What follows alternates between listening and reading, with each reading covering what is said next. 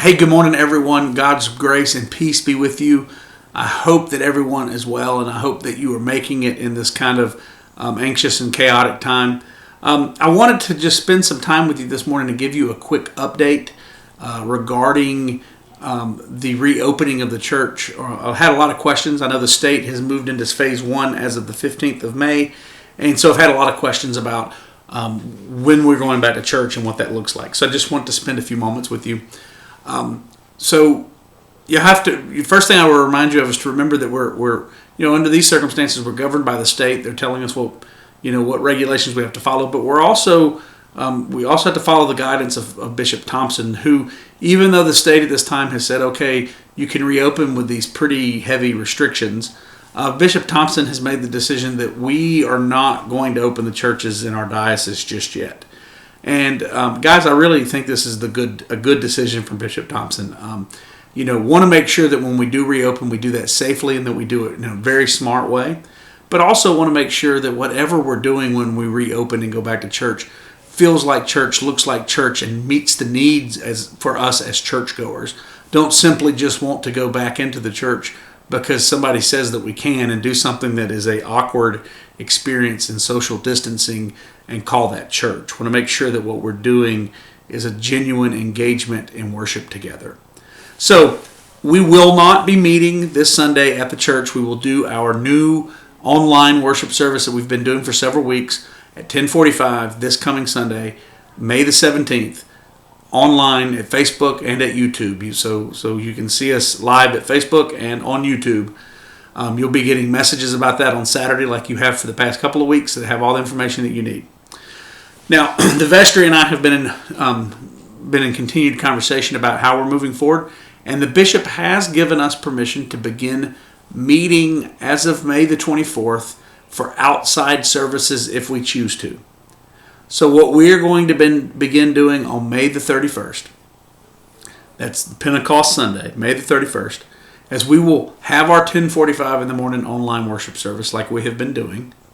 And then that evening around 6:30 or 7, and I will clarify with an email in the coming days, and we will begin to gather on Sunday evenings for evening prayer. We'll do an abridged version of evening prayer, and it will be very, very simple. All the information you need will be emailed to you, so you bring your phone and you'll have all of the stuff you need to follow along for the service. We'll do that outside on the west side of the building, past into the parking lot in the grass there. And afterwards, we'll spend a few moments from a safe social distance visiting with one another. Give us an opportunity just to see each other and to speak and to say hello. We will have to keep wearing masks, and there'll be some other regulations that I will share with you in the email about our Sunday evening prayers. But it will give us a chance to start stepping back toward our usual gathering on Sundays. Give us a chance to see each other, but not force something into the building that's weird or awkward or uncomfortable. If you have any questions about how we're reopening, please feel free to reach out to me. Again, this Sunday, May the 17th, we're doing our online worship service as we've been doing the past few weeks. And beginning May the 31st, we will continue with our online worship service, but start an evening prayer service that will be held outside, which means then if the weather doesn't permit, then we won't do it. And you will be notified each week on that Sunday whether or not we're having the service. But you're all really smart people, and you can look out the window and figure that if it's raining, we're probably not having it. But if it's not and the weather permits, we'll meet outside, do an evening prayer service until such time we can move back into church.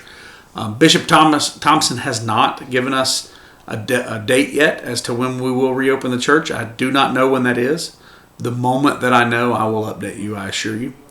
But again, the goal here is to make sure that as we move back to get worshiping together in the church, that we do it really well. And this will give us the time that we need. And hopefully maybe the restrictions and the guidelines can change some and make it a little easier for us to gather together inside the building.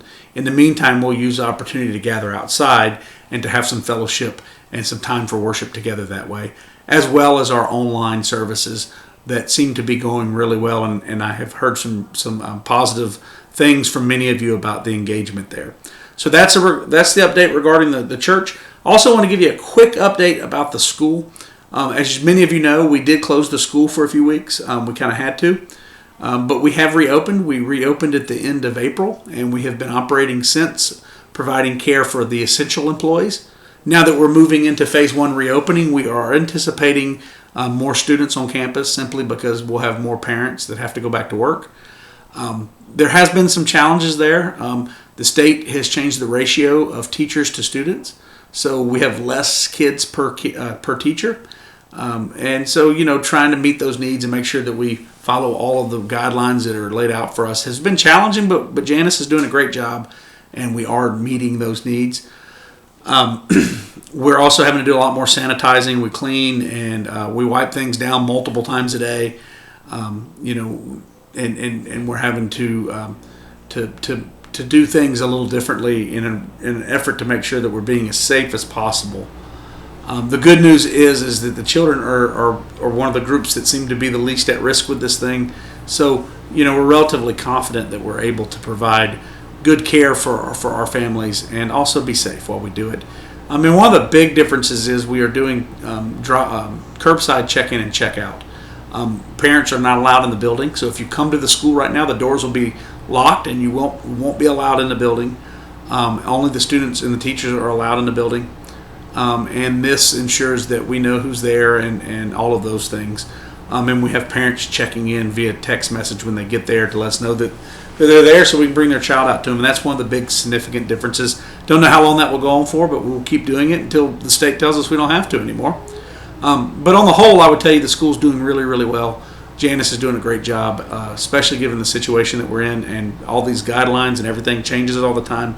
So please pray for her and pray for our school. And if you have any questions about the school and what's going on there, please feel free to reach out to me or to Janice. You can reach me at my email address, ashley@stpatsla.org, or you can reach Janice at her email address, janice@stpatsla.org. So that's your update, guys. I hope that you are well. I pray that you will continue staying connected to one another, reach out, check in on each other. If you feel isolated or alone, please reach out to me or to a vestry member. Reach out to someone and let us be connected. If you have any other needs, please let us know. And as always, please continue to pray for me and pray for our bishop and our diocese and for all of those in ministry who are figuring out what it means to do the work of the church.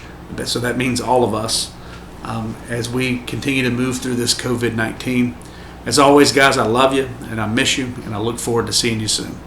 God bless.